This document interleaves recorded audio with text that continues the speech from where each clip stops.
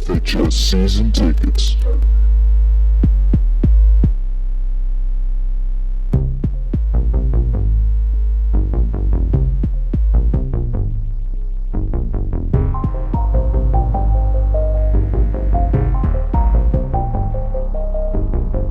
Welcome back to another episode of FHS Season Tickets. I'm Nick.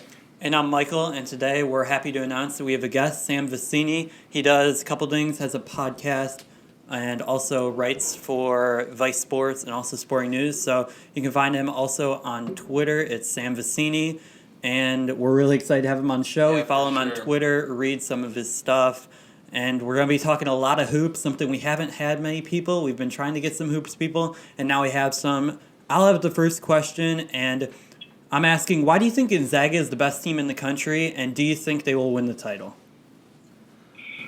I mean, if you told me to take Gonzaga or the field in terms of the title, I would definitely take the field.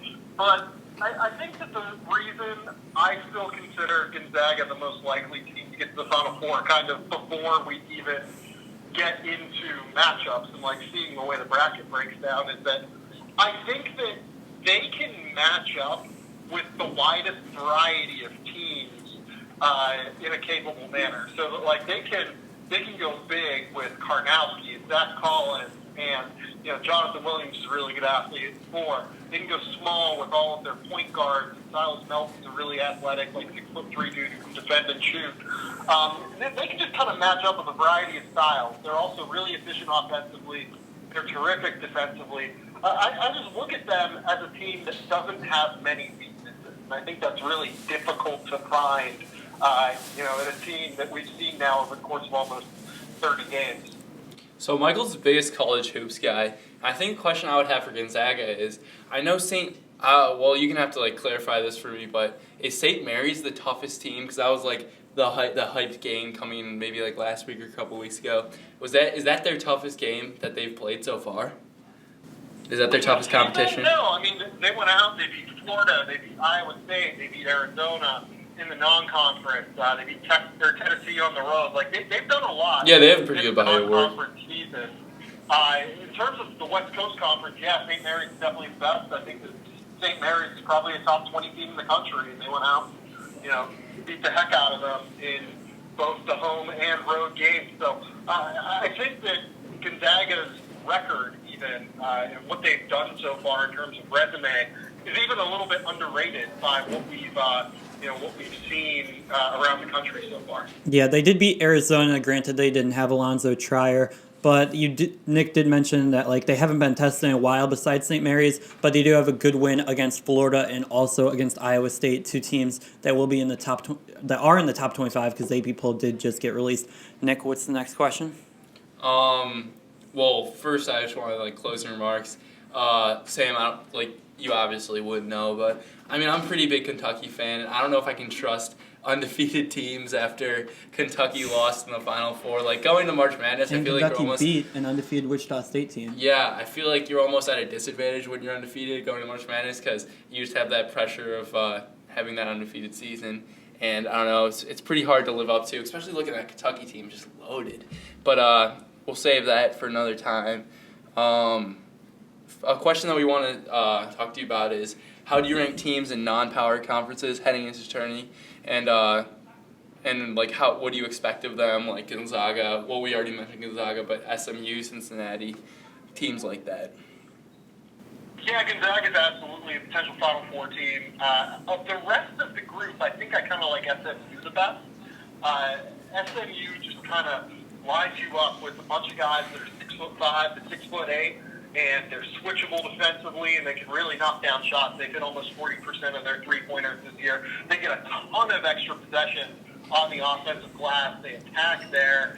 And like I said, this is a really strong defensive basketball team, too, that causes a lot of matchup problems due to their athleticism. So I'm a pretty big fan of what SMU can do, and I think that I would not be surprised to see them get the second weekend of the NCAA tournament. I'm kind of looking at them as like a dark horse Final Four team because, I mean, they started That's bold. On here, and they are 25-4 now. They've won 21 of their last 22 games. Wow. It's not like they have, played nothing. They've beaten Cincinnati in that time, beat a solid Houston team. Connecticut on the road is not an easy game. TCU is not an easy game necessarily. So I really like what SMU has done.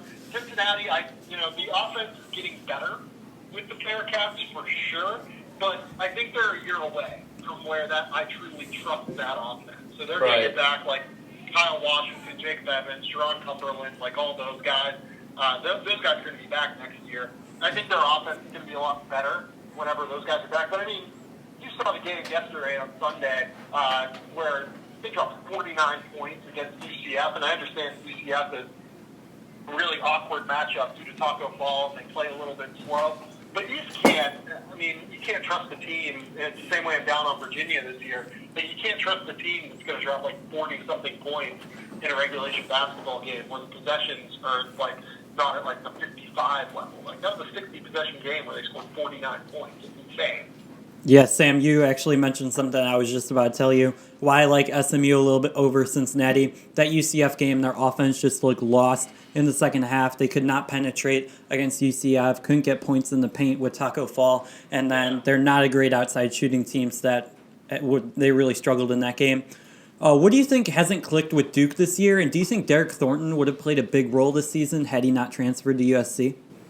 Yeah, I think that's a really good question. Like, could they have really used a true point guard? Could they have, could that guy have gotten their team in and out of sets and really helped them, help distribute the ball to the rest of these elite basketball players? And honestly, I don't know if Thornton would have helped right now. Just because he was not like a tremendous distributor last year. He was a solid player, but the ball was always in Grayson Allen and Grant Weaver's hands. To me, the problem is they just never really got like a full chance to gel.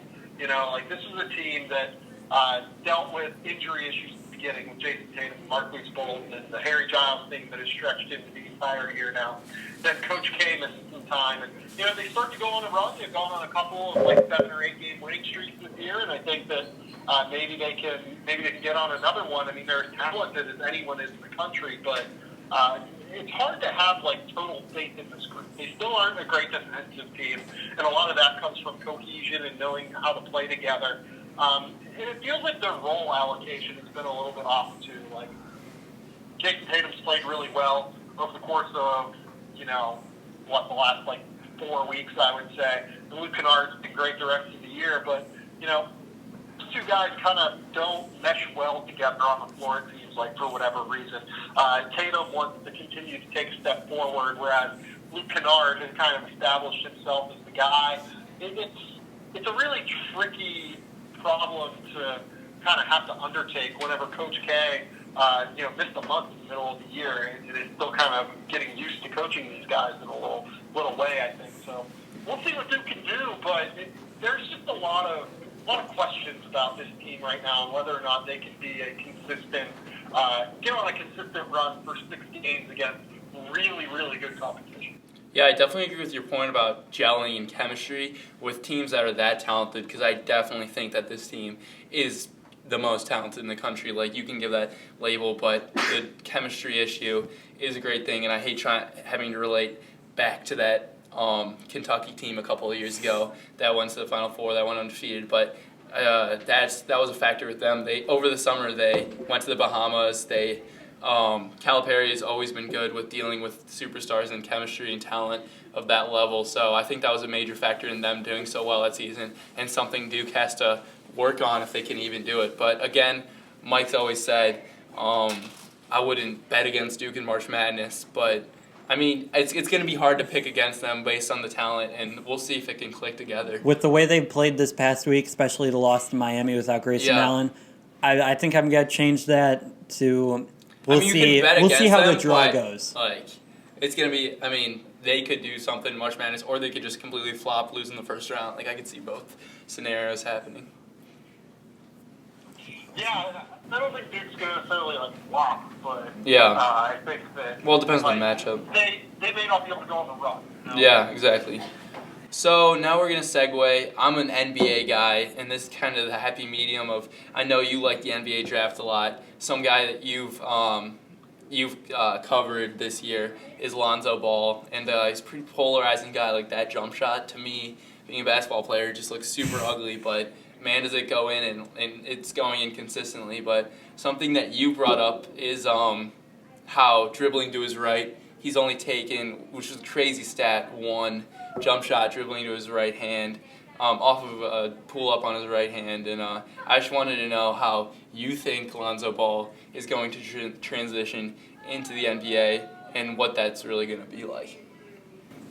Well, look, I mean, here's the thing. He's like a basketball genius. He just has an incredible understanding of how to make things work on the floor, and he makes things work for him, right? Like, he can't dribble to the right, pull up off of bounds. He has like a little hitch in his jumper on the pull up. Yeah. He has this funky mechanics where he brings the ball all the way back to the left and then has to like kind of slingshot it a little bit. But what I will say about him is, like, I think he's going to figure out a way, like with floaters or something like that, or maybe he'll figure it out, by taking 30-foot three-point shots, because he has that kind of range on his jump shot. I think he's going to be a really good basketball player in the NBA. It's just he needs to figure out a way to make the game work for him in a way that other players really don't. Like Markelle Fultz, he's kind of your prototypical lead ball handler right now. He can come around screens, he can pull up to the three, come around screens, pull up in the mid-range, get all the way to the rim. He can, just knock down shots off the bounce. He can knock them down off the catch. Like, he has all of the tools in his toolbox in a way that Lonzo Ball doesn't have it yet. Now, whenever you're talking about a guy like Ball, where he is, again, like just a basketball genius, I expect him to figure it out in some capacity. Like, he's probably going to play in the All-Star game at some point. Like that, I want to say I have no doubt, but like I think that I feel pretty good about saying he'll be like an NBA All-Star point guard. But he's just got to make the game work for him in a way that I think some teams might be a little bit scared off by. Yeah, Lonzo Ball is more of an unconventional point guard prospect, while Markelle Fultz is typically, if you were creating a point guard prospect, he's kind of what you would create a almost guy. Too good to be true. For real, and his team sucked, and that's going to transition into our next question. Is it ever difficult to ignore the lack of team success with prospects? You look at last year's number 1 pick, Ben Simmons, his LSU team didn't make the tournament, and now Markelle Fultz, his team, there's no way they make the tournament unless they win the Pac-12 tournament. Is that ever hard for you to ignore? I mean, I'm totally cool ignoring like a lack of team success. I think I'm on the same level as you. About whether or not a team is good, I care about the player and what skills he's able to portray on the basketball floor. Like, I guess that some people worry about like the winning aspect of it, and like being a winner, quote unquote. But like, Markelle Fultz is a guy that from every level. I mean, he's been a competitor. He's been a like late riser throughout the draft process. He's like playing JV as of his freshman and like even sophomore years at Matha. So like, he's going to be fine, I think, in terms of winning. It was just a bad situation there this year. And then you can say the same thing about Dennis Smith, right? Like, Dennis Smith at NC State has been going through some issues in terms of effort and kind of getting up for games. And he'll be fine. He's a competitor in these high leverage situations like I think you saw earlier this year against Duke. So, yeah, they'll both be fine. I'm not real worried about, winners, losers, whatever. I think that you could show your winning team, like you could show like Lonzo Ball has this year that, when the going gets tough, you can knock down shots and be a guy. But like, if you aren't really on a team that is competing, it doesn't bother me either. Yeah, I agree with that. I mean, I've always had that stance where Michael sometimes doesn't agree with that. Like, you have a hard time trusting in like the people that don't do well with their teams. I know he has something against Washington.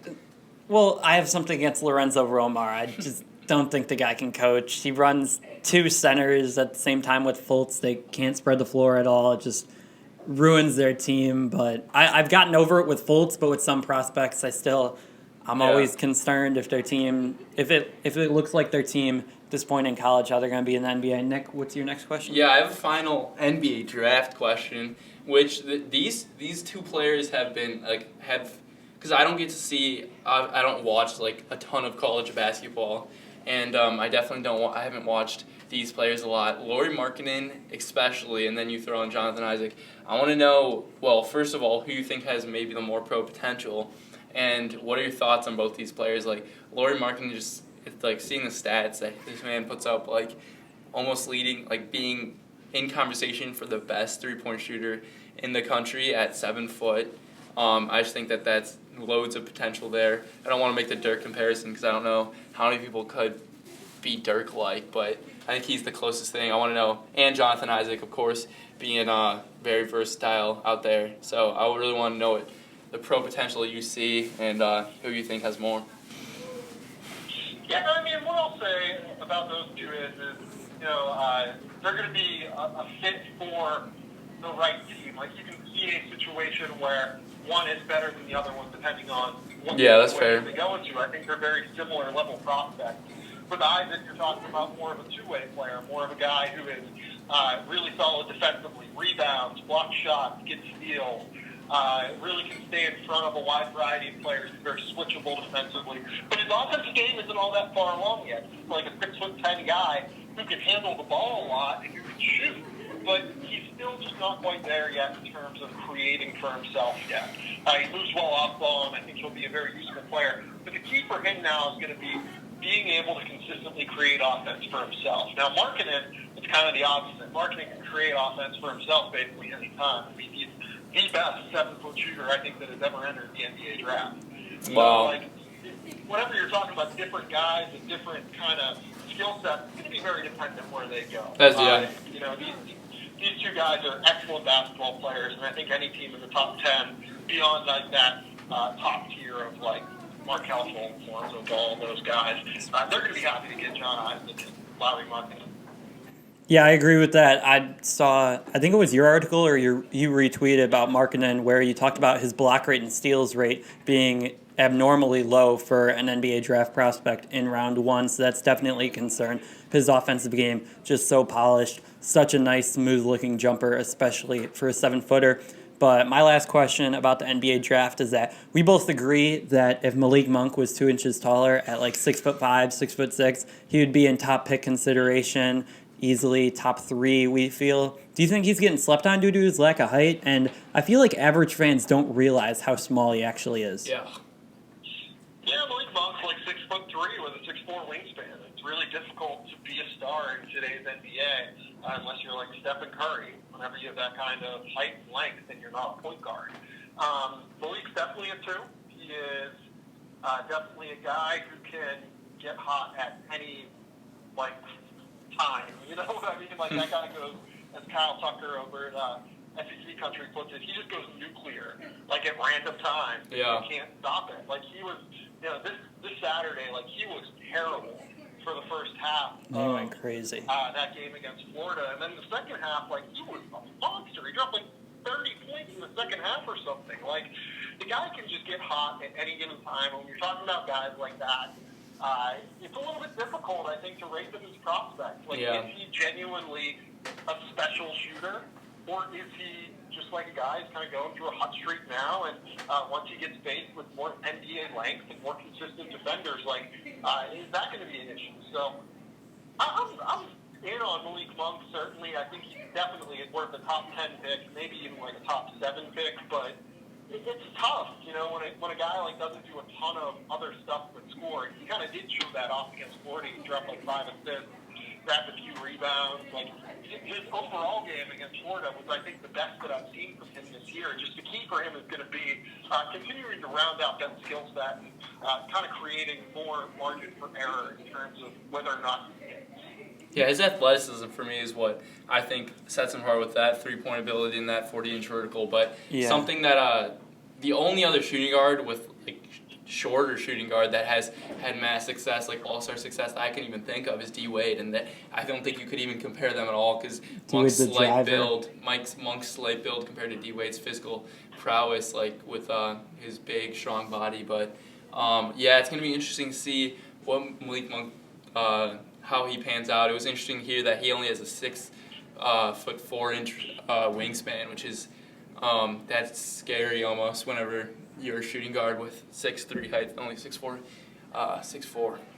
Yeah, a reason I like Monk a lot is because he's shown up in the big games. He had a monster game against North Carolina and also another big game against Florida. It's probably something that I hold too much stock when evaluating NBA draft prospects, but if you go off and have really good games against the best competition that you have faced, I hold that to a higher regard than the game where he had 20 points in the second half against Georgia at Georgia. Yeah, that's nice, but the way he did it against North Carolina and at home against Florida, those are games that really matter and are going up against semi-competition like you're going to see in the NBA. It's never going to be close, but still those teams have the most NBA talent in the college level that Kentucky's seen this year. Now we're going to go into the NBA. Nick, you've got the first question. This is your area. Yeah, I know that you follow the NBA also, and we're based in Cleveland. We're big Cavs fans, at least I am. I'm not sure Mike sometimes is a Cleveland sports hater. Don't really understand that.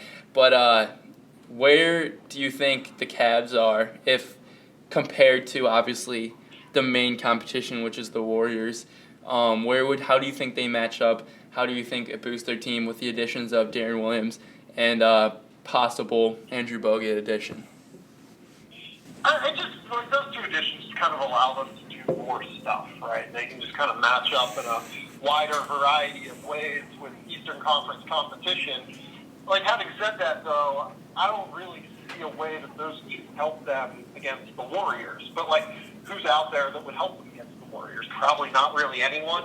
Yeah. So they're fine pickups, I think. Like, they'll be useful, but ultimately the Cavs season is going to be judged by whether or not they, end up in the NBA Finals and win another title with LeBron. So, in terms of getting to that track, I think that they're right on track. I mean, Kevin Love, you'd like to see him maybe get a few games before the end of the year and kind of get things going again for him, but I'm not real worried about where they're at. Like, I think that they're still the clear favorite in the Eastern Conference. I think that they are, still probably the second best team in the NBA. So I'm not super worried about them either way. I think it comes down with those two.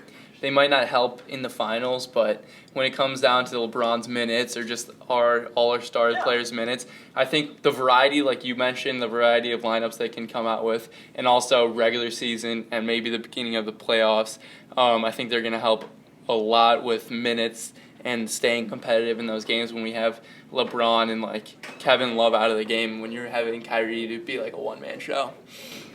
Yeah, absolutely. I think that you make an excellent point there, really. LeBron's minutes this year have been pretty sneaky high compared to where they've been in the past. So, I think it will be really beneficial for them if they can find a way to maybe get him a little bit of rest.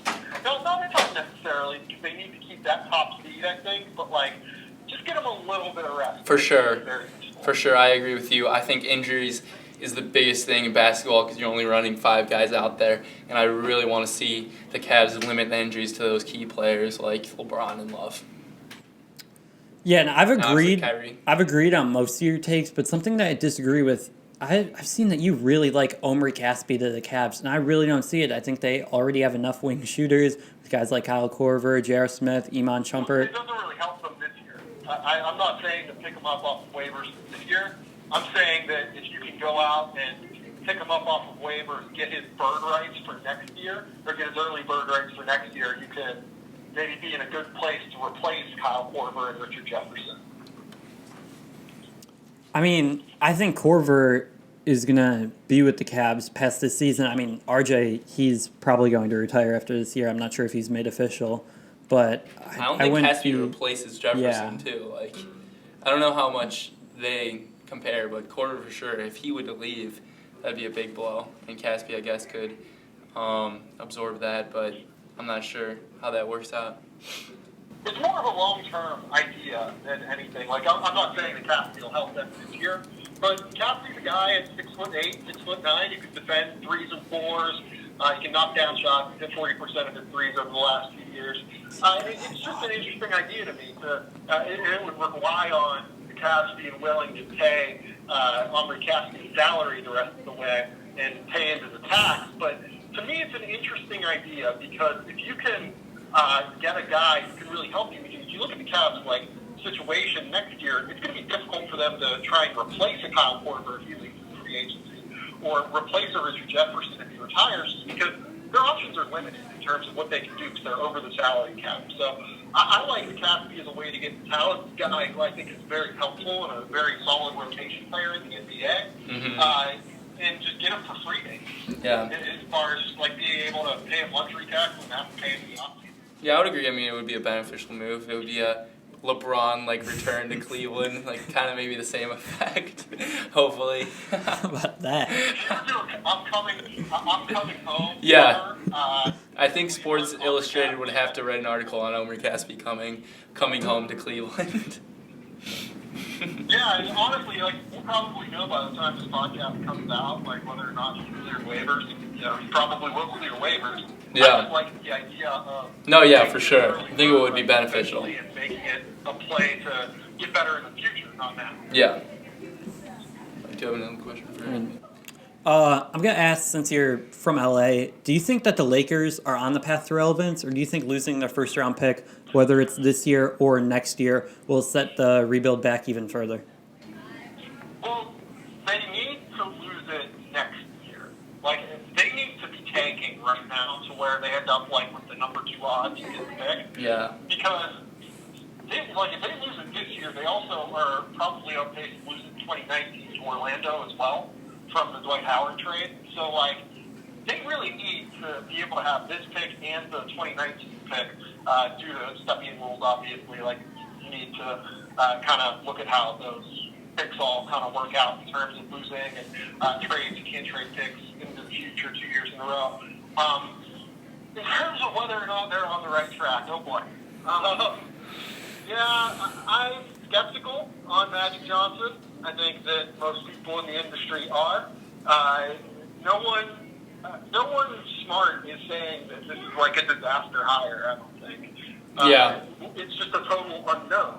He brings in Rob Pelinka, who's a Celtics guy, obviously, and he's considered a very intelligent guy throughout the industry. He is well-connected. He really enters a really strong scouting department that has unearthed guys like Larry Nance and Ivica Zubac and Jordan Clarkson, for instance. Ryan West and Jesse Buss are considered 2 of the really smart scouts around the NBA. So that kind of infrastructure is a really good place to start. But, we'll see what happens here. It's far from the sure thing, I think, that Magic kind of brings this turnaround. But he's a really good manager of people, as we've seen in the business world. And I think that, we'll see. It's definitely not a sure thing, but I don't think it's a sure bad thing either. Yeah, I would agree with that. It's going to be interesting to see how everything goes down. And first of all, I want to say I'm not the biggest conspiracy theorist in the world, but me and Michael both agree that the NBA draft, coming from Cleveland too, where it's helped us. We've had, for sure. The lottery? It was in a span of 4 years, 2011 to 24. Would that be, 2014, 2015. We had 3 of the top, 3 number 1 picks in 4 years. So, something's going on with the NBA draft. I feel like there's just too much evidence against it. So, I think that if the Lakers had number 2 or 3 odds, you could potentially see a number 1 pick. Yeah, I definitely think they net a top 3 because it's always good for the NBA when the Lakers are doing well. But moving on to I think it was David Stern's quote: "The ideal NBA Finals for the NBA economically is Lakers versus Lakers," and that just kind of shows. Or Lakers Celtics. Yeah. But another NBA runs through LA. Exactly. No, yeah, for sure. But which is weird though, because maybe it's just bad ownership on New York Knicks aspect, because you would think that the NBA, you would think Adam Silverman would be plotting to have New York be good, but they're just never good. I don't know, it's weird. Maybe and they even hit on the Porzingis pick. Imagine if they took Azonia over Porzingis, how bad they'd be. Exactly. But another franchise that's on the down right now, the Sixers, that we, in the beginning of the year, and almost everyone, had super high hopes for, is Philadelphia. The Sixers with Ben Simmons. Back in the day, they had Nerlens Noel. Embiid, obviously, which was the main centerpiece that we were excited for, and they were loaded with prospects and draft picks in the future. But the Sixers prospects have taken yet another hit with Simmons being out for the year, which I wasn't too mad. They were just being protective on, but then reports this today, Joel Embiid having more he's out indefinitely because of his knee. I'm not sure if it's the same knee flaring up from the past couple of years, but what do you think about the Sixers? And do you think their potential is as high, or do you think this could be a disaster with Embiid and Simmons being injured and Nerlens Noel being shipped out for essentially 2 second-round picks? Yeah, I think that it's not a great situation in terms of injuries right now, but it's probably more cautionary than, this team's not making the playoffs this year. Right. Joel Embiid is not, going to provide them real playoff tangible value going forward. So, I don't have a problem with sitting these guys down and letting them kind of take their time to get healthy. It is what it is to me. In terms of the way they're set up for the future, they have the Lakers pick coming. Yeah, they're stacked. Unprotected Kings pick coming. The Kings pick is huge. Oh boy, that's valuable. Oh boy. There's so many ways to get better. They have totally clean cap sheet. This team's going to be a very, very yeah, that's what we've always been excited for. Probably within 2 years. Yeah, Saric looking good now too. Sam Hinkie, should Sixers fans be on their knees praying to Sam Hinkie, or? I would. If I were a Sixers fan, I think Colangelo really took a step back at this trade deadline. You think so? I think so. I think they traded the wrong big man. They should have gotten rid of I don't know if you can even trade Okafor, though. What value does he have in the NBA right now with big man's roles? Chicago said he wanted him. Denver said he wanted him. I don't know. It doesn't matter. At least getting another center off the roster and then... Which they did with Noel. I don't know if this is going to be a major factor as much as you think. They still have loads of potential. I just think they need to get Embiid and Simmons, and they just need to do the work in this. Saric's going to be fine, but just need to do the work in the scouting department to draft, and then they could be super scary. Yeah, and this was a take that you had that I totally agree with. The Celtics made no moves at the trade deadline, and I applauded them for it. Can you tell me why you applaud them for it too? I just thought it made sense given what was on the market. This team isn't going to, I don't think they're a genuine threat to win the title this year, even with a Jimmy Butler, I guess. And I had to decide toward getting Jimmy Butler over Paul George. I know that Paul George kind of fits better for them in terms of the way the roster is set up, but the contract value of Jimmy Butler is just, crazy. He has 2 more years after this one left at $17 million a year. Wow. Given what we're going to see stars getting paid over the next 2 years, that's crazy value. But here's the thing about this. So, if you think that your next chance at winning a title is maybe 2018, 2019, 2020, 2021, that's your 4-year window, I would probably not have gotten Jimmy Butler. I would wait until this offseason. I would take my chances in the lottery. I would take a guy that I think is going to be really good. I would take my chances in free agency, see if I can get Gordon Hayward, because this is their last real opportunity to have cap space, right? Because they're going to have to go way over above and beyond to sign Isaiah Thomas. They're going to have to go pretty high to sign Avery Bradley if they want to retain him. So this is their last chance to have cap space. This is their last chance to tangibly improve. And going out and getting Jimmy Butler kind of hinders that cap space, right?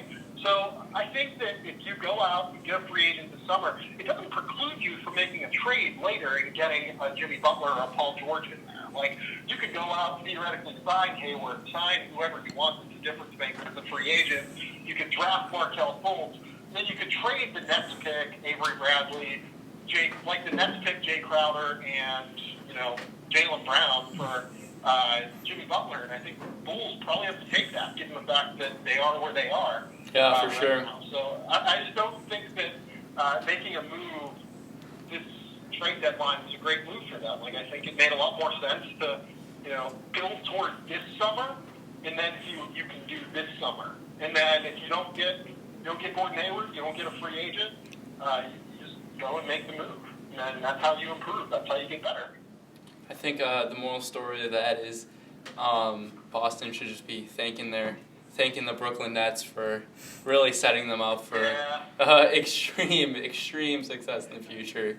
Kevin Garnett and Paul Pierce, while they're good, they set them up for extreme success, which is nice. But you could say that was the best thing. Yeah. I mean, besides the title, that was the second best team that they did to Boston. And I totally agree with you. I don't think Blake Griffin, Jimmy Butler, Carmelo Anthony, or Paul George gets them a title this season. So I think it was smart. Stockpile their assets, really go for a title in 2019 and 2020 when you have to imagine the Warriors are going to lose one of their 4 stars by then.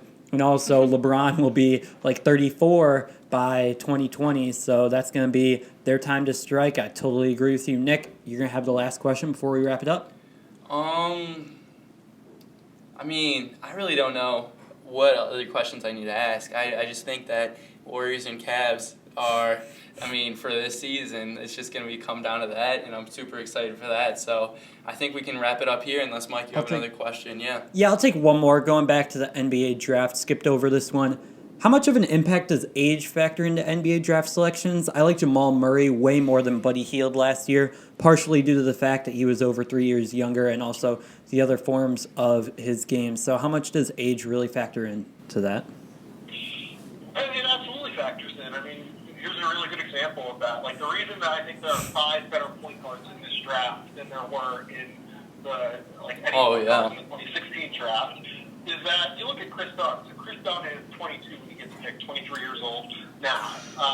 De'Aaron Fox is 3 years younger than him, and he's basically the same dude. So, like, which one would you rather have? Would you rather have the 19-year-old who can continue to develop his jump shot, or would you rather have the 22-year-old who has, more, not that he can't change, but he certainly has more set-in habits, and he's probably got a little bit less of a feeling to improve. And that's really what it comes down to, I think, with age. If you're a very, very polished NBA prospect, you age like Malcolm Brogdon, I think that Malcolm Brogdon absolutely should have been the first-round pick because he was just, you could tell in Virginia, ready to step into an NBA system and be valuable. But having said that, where it comes in is feeling. Like, do I think Malcolm Brogdon is going to be more than like a 5th starter in the NBA? Probably not. But, that's fine. I think that it's valuable to get that kind of guy at number 20 or 25. So with me, age comes in at feeling, and that's why you look at NBA teams who want to draft younger guys. They want guys who can continue to grow into their skill sets, who can be impact players down the road, who can eventually, maybe even hit the Giannis feeling where things go crazy and he becomes like a 7-foot freak and can do everything on the basketball floor. Yeah, I agree. I totally agree with the age factor. And one last comment for me is the Timberwolves, I feel like, have pretty much underperformed. When you brought up Kris Dunn, it got me thinking, like, yeah, I would say that there's 5 point guards I would take over Kris Dunn now, which I was pretty surprised. I was excited to see. I feel like a lot of people were excited for Kris Dunn. Yeah, I was excited to see what Kris Dunn was going to do with Levine, Wiggins, I was super excited for Kris Dunn. and Towns. I'm a pretty big Kris Dunn fan. Yeah. And I still just kind of recognize, though, that, like, these point guards are younger, and they're pretty close to what Kris Dunn is now. I mean, exactly. Kris Dunn's going to be like an all-defensive team NBA player. I have no doubt about that. Like, he's really, really good on the defensive end. Question is, can he get the jump shot together? Can he get the ball handling together and, make it coalesce into a league average offensive player? Not even like a star point guard offensively, just a league average offensive player. And we'll see if that happens. All right, it's been great having you on the show, Sam. We're going to have to wrap it up for this episode, though, and thanks for coming on the show. Yep, absolutely, guys. Anytime. It's been great. All right. Yep. See you, Sam. Thanks for coming on. See ya. Yeah, no problem, guys. That's going to end it for this episode of FHS Season Tickets. See you later.